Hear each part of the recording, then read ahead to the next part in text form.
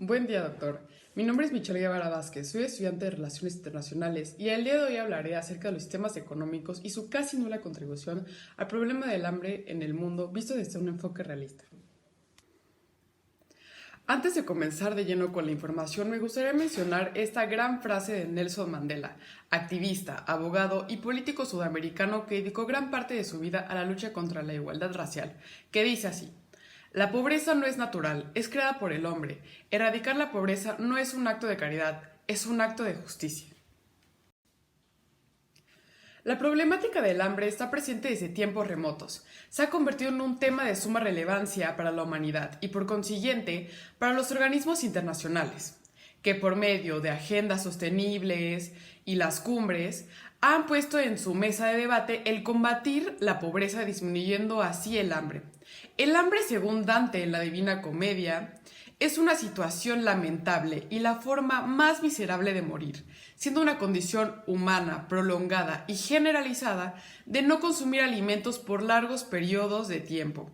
causando en consecuencia graves y las más lamentables muertes. Ahora bien, es importante definir qué es la pobreza, pues la crisis alimentaria deriva de la falta de recursos para la obtención de alimentos, lo que produce la carencia de ciertas áreas geográficas, según Altimir. Es un síndrome situacional en el que se asocia el infraconsumo de las precarias condiciones de vivienda con los bajos niveles educacionales, las malas condiciones sanitarias, actitudes de desaliento y anomia, poca participación en los mecanismos de integración social y la desnutrición. Este concepto de pobreza puede variar, ya que está influido por el contexto socioeconómico y los proyectos del Estado o las organizaciones internacionales que buscan insertar políticas antipobreza. Pues bien, para tratar líneas de pobreza se puede utilizar un método basado en el costo estimado de una canasta básica de alimentos, que cuente con las necesidades nutricionales mínimas que la Organización de las Naciones Unidas para la Agricultura y la Alimentación y la Organización Mundial de la Salud sugieren. Para el siglo XIX, el desafío alimentario se desacreditaba por las razas dominantes, haciendo hincapié en que sus causas eran supuestamente naturales o sociales no inmersas a ellos. Es así como se excusaban en fenómenos naturales como sequías, terremotos, pérdidas de cosechas por conflictos armados o incluso plagas de ser las culpables de esta carencia que pasaban las personas más vulnerables de la sociedad.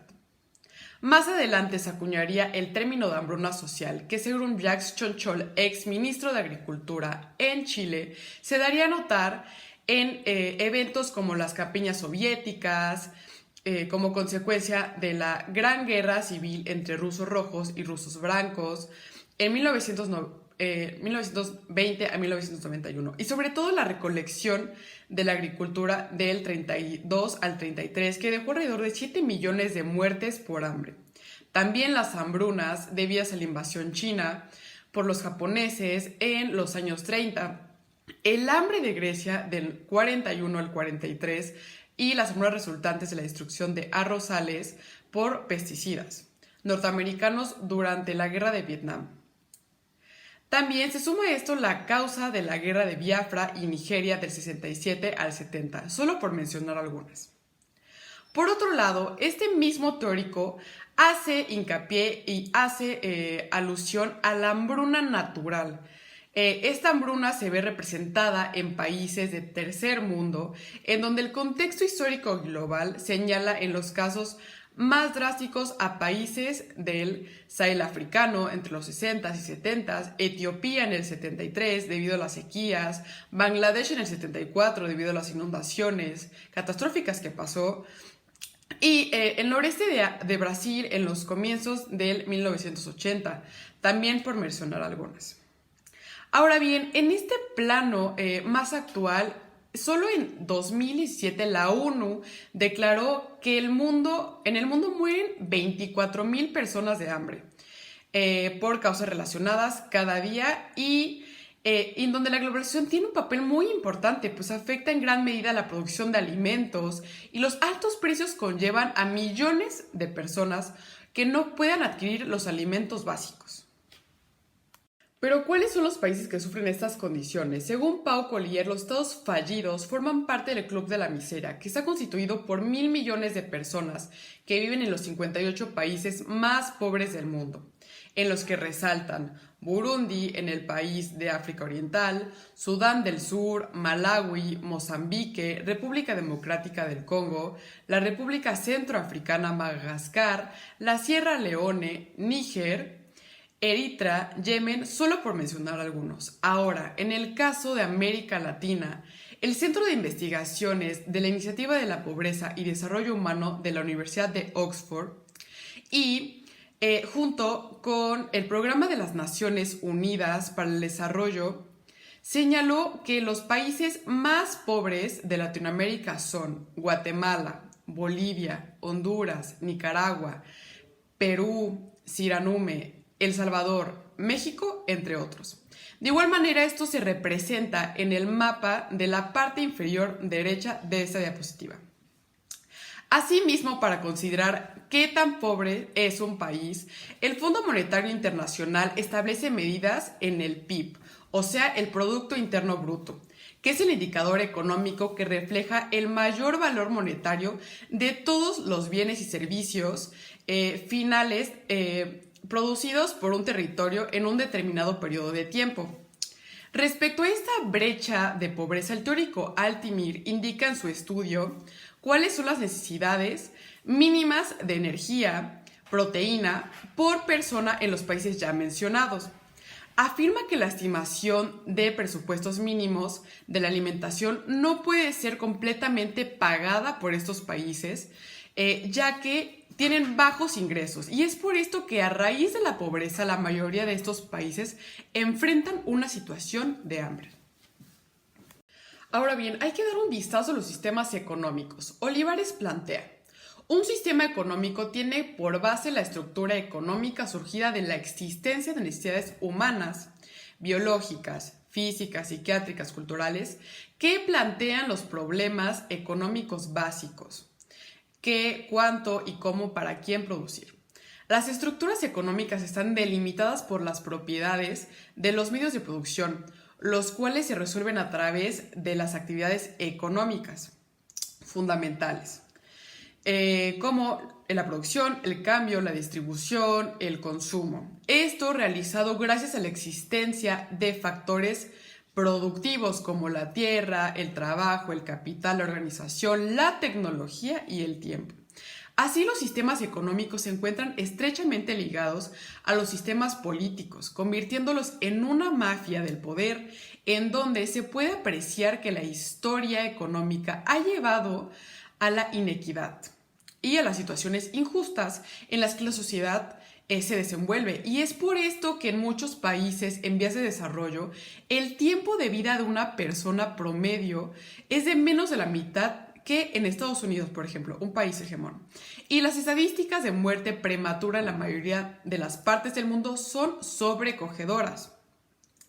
La crítica de esta situación planteada sugiere la existencia de obstáculos en la producción y la distribución, enfrentados por la sociedad al organizar los sistemas que producen los bienes y servicios que necesitamos, dejando en evidencia que si los poderosos renunciaran al acúmulo constante de riquezas y optando mediante el traspaso de sus elevadísimas plusvalías, por ejemplo, a financiar proyectos sociales, bien a través de una mayor contribución,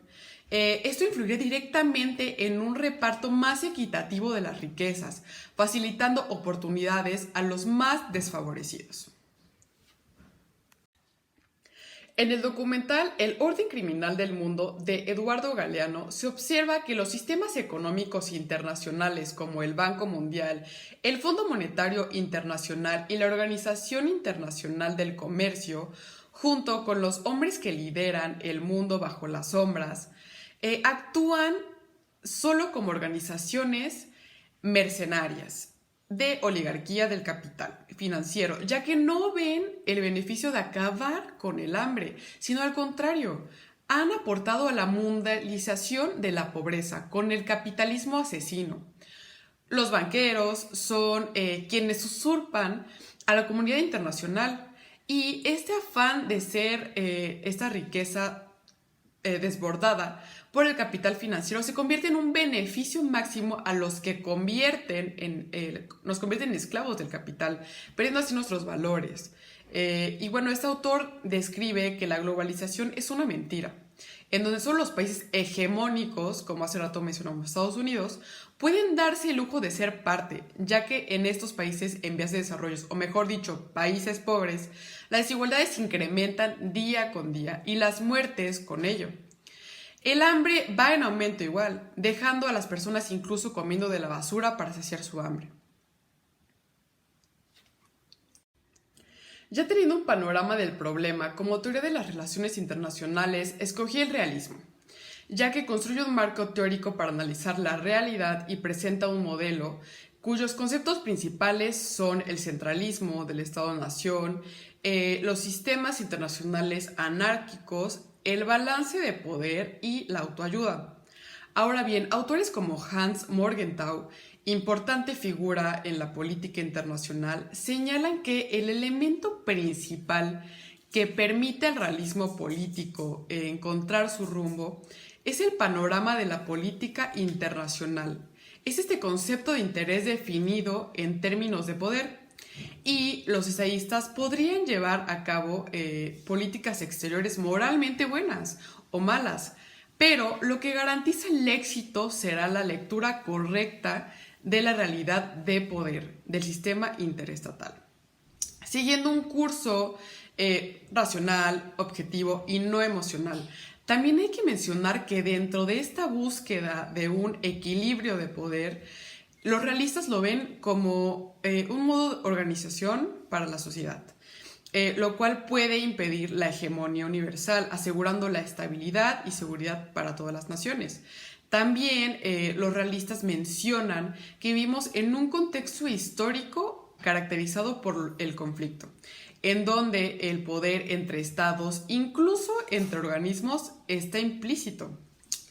Y bueno, teniendo esto como base, en este caso es innegable que la relación entre mecanismos económicos,